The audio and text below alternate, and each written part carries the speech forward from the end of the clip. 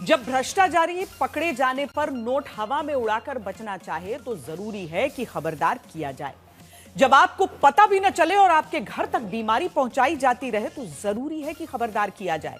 जब मंत्री अधिकारियों की नाक के नीचे जनता की जान पर खतरे की फैक्ट्री चलती रहे तो जरूरी है कि खबरदार किया जाए। इस खबर तक हम पहुंचेंगे, लेकिन पहले आपको खबरदार करेंगे भारत के मिशन हाफिज से, जहां आज साफ कर दिया गया है कि पाकिस्तान अब शांति से तभी रह पाएगा जब वो आतंकवादी हाफिज सईद को भारत को सौंप देगा।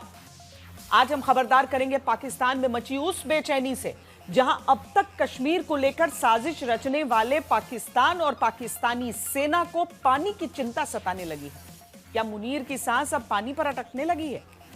और आज सबसे बड़ी खबर, ऑपरेशन माटी दिखाकर भी आपको खबरदार करेंगे, जहां पता चलेगा कि देश के कई राज्यों में खेत को बंजर करने, किसानों को नुकसान पहुंचाने और शहरों में रहने वाली जनता को कैंसर जैसी बीमारी तक की चपेट में लाने वाली साजिश कौन रच रहा है। यकीन मानिए, जब आप इस खबर को आज देखेंगे तो समझेंगे कि आपको बीमार, बहुत बीमार करने का खिलवाड़ कहां से किया जा रहा है।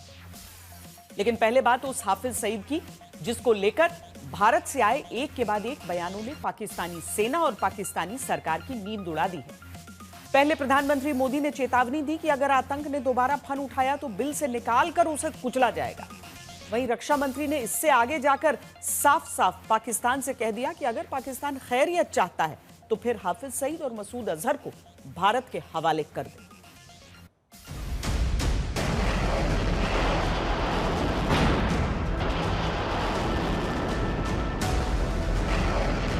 पाकिस्तान समझ ले, 3 बार घर में घुस करके मारा है।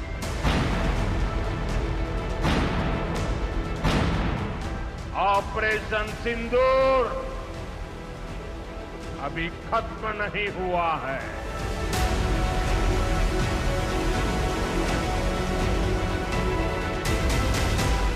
आतंक का फन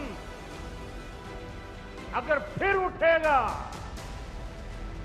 तो भारत उसे बिल से खींचकर कुचलने का काम करेगा।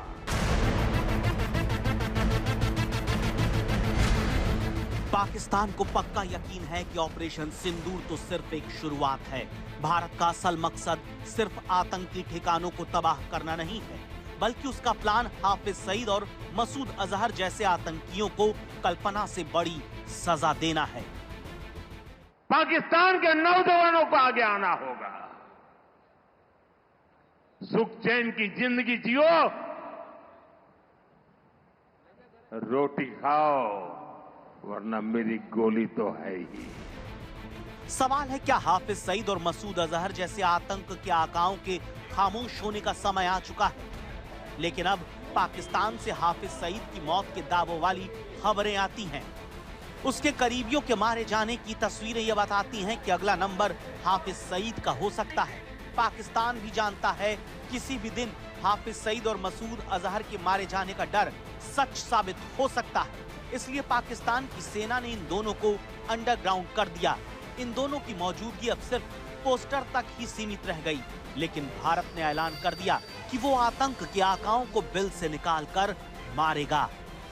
ऑपरेशन सिंदूर में भारत की जो ताकत दुश्मन ने देखी है, लेकिन दुश्मन समझ लें, ये तो हमारे तर्कस का केवल एक ही तीर है। आतंक का फन अगर फिर उठेगा तो भारत उसे बिल से खींचकर कुचलने का काम करेगा। तो क्या हाफिज सईद को लेकर भारत में कोई बड़ा प्लान बन रहा है? हाफिज ही क्यों, मसूद अजहर को लेकर भी भारत की तरफ से जो बातें की जा रही हैं, वो पाकिस्तान की नींद उड़ाती हैं। पाकिस्तान के हक में यही बात होगी कि वह अपनी जमीन पर चल रही आतंकवाद की नर्सरी को अपने हाथों से उखाड़ देंगे। इसकी शुरुआत उसे हाफिज सईद और मसूद अजहर जैसे आतंकवादियों को भारत के हाथों में सौंपने से करनी चाहिए। रक्षा मंत्री राजनाथ सिंह ने पाकिस्तान को सीधा संदेश दिया, दो टूक बता दिया कि अगर अपनी खैर चाहते हो तो तुरंत हाफिज सईद को और मसूद अजहर को सौंप दो, क्योंकि ऑपरेशन सिंदूर तो सिर्फ वार्म अप था, आगे इससे भी बड़ी कार्रवाई भारत करेगा। सवाल है कि क्या ये बड़ी कार्रवाई हाफिज और मसूद को ही लेकर होगी? सवाल है क्या मोदी सरकार ने पाकिस्तान से शांति को लेकर एक लकीर खींच दी है, जिसके तहत दोनों आतंकवादियों को भारत को सौंपना होगा? राजनाथ सिंह की बात सुनकर यही लगता है। पाकिस्तान की ओर से बार बार बातचीत की पेशकश की जा रही है। अगर पाकिस्तान बातचीत को लेकर गंभीर है तो उसे हाफिज सईद और मसूद अजहर जैसे आतंकवादियों को भारत को सुपुर्द करना चाहिए, ताकि उनके साथ भी इंसाफ किया जा सके। भारत के इन्हीं तेवर से आतंक के आकाओं की अकड़ ढीली पड़ी है। वो जान बचाने में जुट गए। आतंक के जिन हेडक्वार्टर में वो बैठते थे वो खंडहर हो चुके हैं। जान चुके हैं वो लोग कि भारत की मिसाइल उनका खेल कभी भी तमाम कर सकती है। इसीलिए हाफिज सईद की हिम्मत नहीं हो रही कि वो किसी सार्वजनिक रैली में जाकर दिखाए।